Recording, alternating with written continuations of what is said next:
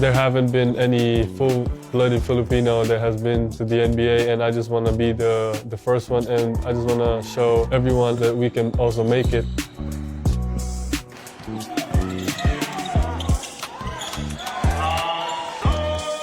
My dad always told me to watch films of Hakeem Olajuwon, Tim Duncan, those guys, and I just kept watching, every day.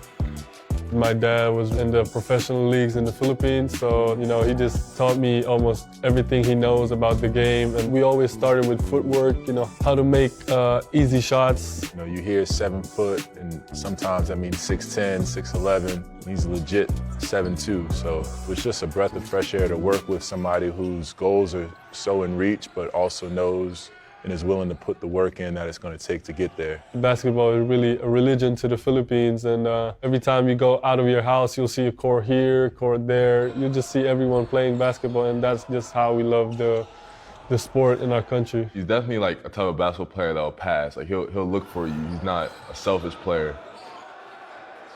The mentality in the States when you're a foreign player with hype and accolades coming in, people want to play against you. Everybody has their goals and everybody's trying to get on, so what better way to get recruited to a college than saying, hey, I had X amount of points and rebounds and blocks against Sotto, and here's my film against him. I think he realizes that now, and he kind of brings it to his opponent instead of waiting for it to come to him. Yes, sir.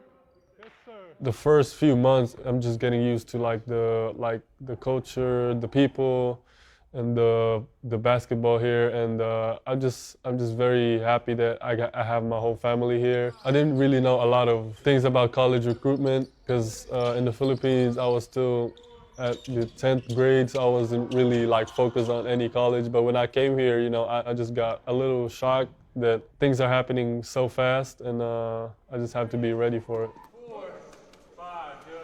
I see Kai as somebody with a world of potential, and the sky is really the limit, but also, there's a short time to get there and has to be deliberate in making those goals achievable.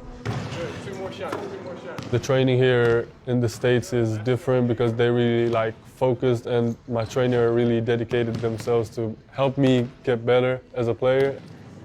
One thing that we wanted to really work on, getting him to be more NBA ready, which means, can he handle the NBA pace of the game, physicality? Can he use his length in a meaningful way? Does he stretch the floor consistently?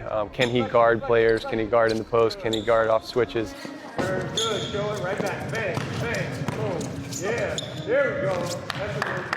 Coach Chuck Person, Coach Rob, Jeremiah, they've been helping me a lot. They're helping me prepare, and I just get my confidence from my workouts, from my practices. I think for him to become more physical, a lot of it's going to take some work at P3, which he's working at every day. They do a great job, kind of sports science and strength and conditioning to develop him off the court, which I think is really, really important. Here at P3, we assess our athletes so that we know what the needs are. So with Kai, I think from this point on, it's just a matter of continuing to develop his strength, develop that power.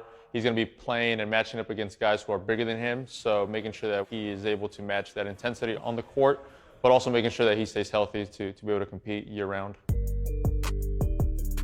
That was a moment in time for him at Basketball Without Borders where all 30 NBA teams are there. There's high-level kids that are his age that are there, and he's able to see, I didn't make the first team. I wasn't MVP. I wasn't on the first team all camp. And so what are the things I need to do to improve? And so now you're able to look at positive feedback from GMs, scouts. It was great. I had the opportunity to play against the best players all over the world, and to be coached by great coaches. What are the gaps? What's going to help him get there? And I think he took it to heart. I think he saw kind of where he was and was able to size himself up a little bit, and now he's able to take a step forward because he's grounded in reality. He's not caught kind of in the hype world. Potential is something people talk about a lot, right? Potential, potential, potential. There's always a point though where you have to start turning a corner and potential has to become reality. And for him, he's starting to approach that phase. And I think he understands that. And so as long as he continues to move forward and progress, he's got every opportunity in the world to be a good NBA player. My ultimate dream is to make it to the NBA, and I also want to represent the Philippines on international tournaments.